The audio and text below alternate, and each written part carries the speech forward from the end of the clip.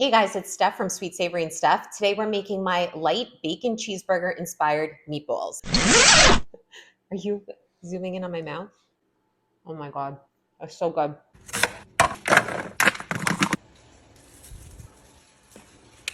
I know that sounds interesting and different, but it's one of the most delicious recipes. It's so easy to throw together, pop in the oven, and have a really fun, family friendly dinner on the table in just minutes. The cool thing about this recipe is that not only is it kid and family approved, but it's also lightened up just a touch. So it's easy for you to stick to your individual calorie, macro, or WW goals. Low in calories, low in WW points, macro friendly, absolutely delicious, and honestly, the perfect game day food as well.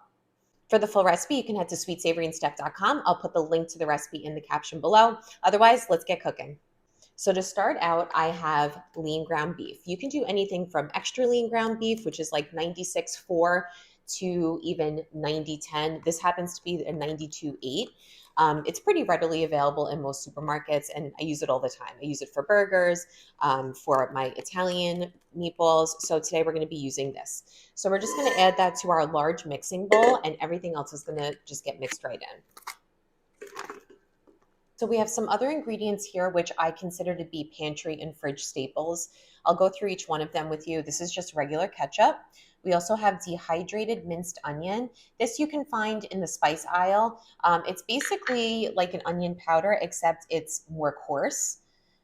We also have garlic powder. This is ground mustard, which adds a nice flavor twist to the recipe. We also have kosher salt, 1 egg, and then we have half a cup of shredded cheddar cheese. This is where you can kind of take the recipe and make it your own.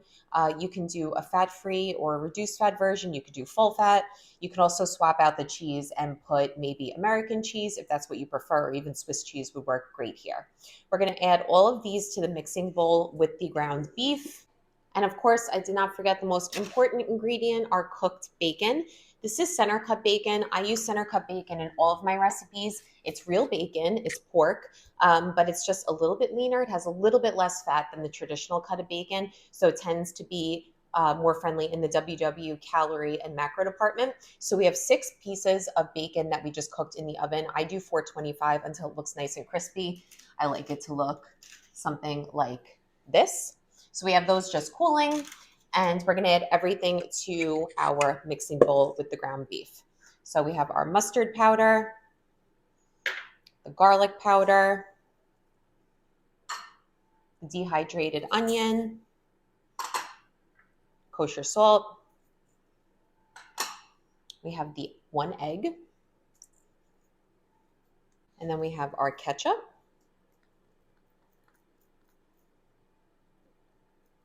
Just want to use like a spatula like this to get every little last bit out. Of course, the cheddar cheese right in. This obviously could not be easier. You're literally just dumping everything into a mixing bowl. And now we're going to take that cooked bacon and just crumble it up. So you're just going to use your hands, crumble the pieces of bacon right in. And these are just the main ingredients. If you want, you can add in some fresh onion. You can add in scallions, whatever you like to put in your burgers. You really can't do anything wrong here. As long as you have the egg in there to bind everything together, the rest is pretty simple. So we're just going to crumble all the bacon pieces in, and you are getting some of that grease in too, so that's going to add a lot of good flavor as well. And that's also why we only used a 1/4 teaspoon of kosher salt here, because the bacon's going to add some nice salt, and the cheese as well. Okay, so this is what we're working with.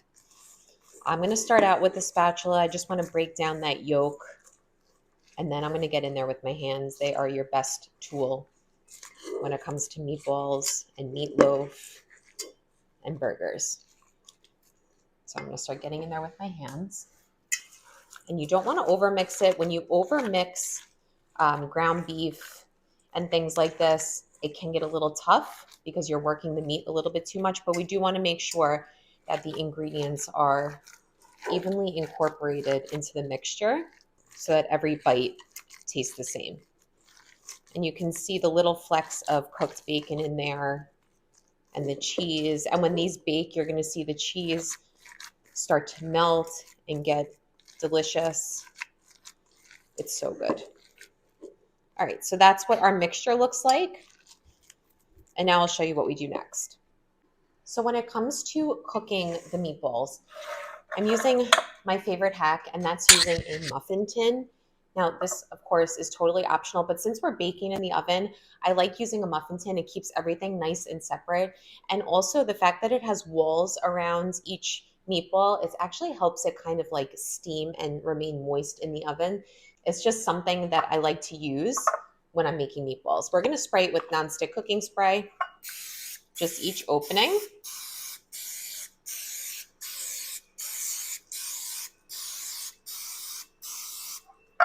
All right, so I took a small scooper. This is like a cookie scoop.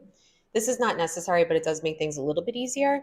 You also don't have to be exactly precise when you scoop out the meat. If you are tracking macros and calories, you might want to weigh this entire mixture and then make sure that each meatball is around the same ounce wise, but it's really not necessary. So we're just gonna kind of eyeball it, and you don't even need to form it into the balls. You can just kind of toss it back and forth in your hands just to make it somewhat of a perfect circle. And then you're just going to put it into the muffin openings. And sometimes after you do all 12, you'll notice that some are larger than others. So you can go back in and kind of tweak it, add some. But again, this is not rocket science. I'm just gently going to form our 12 meatballs.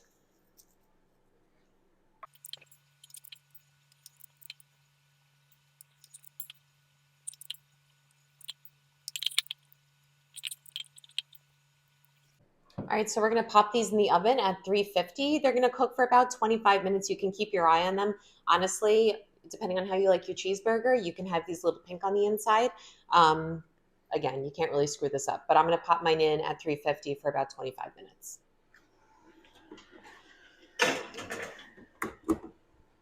While those do their thing in the oven, I'm gonna prepare kind of the toppings and side dishes that we're gonna have with these cheeseburger inspired meatballs. All right, so the meatballs are done. We're going to pull them from the oven. I cannot wait for you to see what these look like. Oh my God. Cheesy goodness. All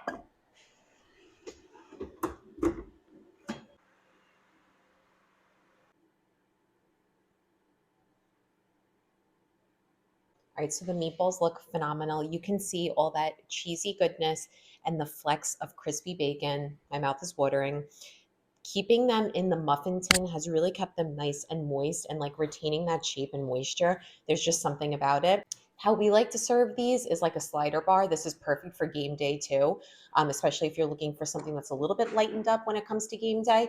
So I have a 12 pack of the like Hawaiian slider buns. They're the perfect size for this. And then we have all the toppings for a slider. So we have some shredded lettuce, my favorite. We have sliced red onion. We have tomatoes. I made a little bit of burger sauce. I have this recipe on my website as well. Some relish, some pickles, and it's just really fun for everyone to build their burger the way that you want. The cool thing with this recipe is that the bacon and the cheese is already built into the meat, so you actually can skip on that as far as toppings go. But the rest is here to enjoy, and it's just really fun for the kids, for the whole family. And like I said, you can really tailor this to suit your individual calorie, WW, or macro needs. So I'm going to make myself one because I can't resist. And I love a good burger. It's one of my most favorite things ever. So we're just going to open up that slider bun. I like burger sauce on top.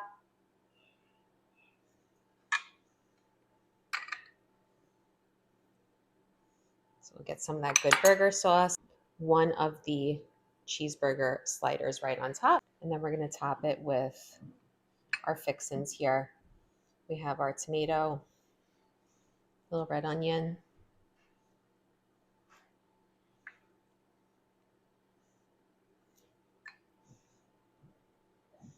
On this side, we're going to put some of that shredded lettuce. I think I'm going to do some relish. All right, so we have the slider. Let's put this together and see how messy this gets.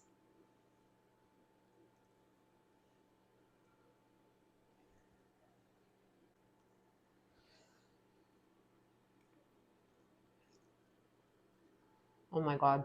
That's so good.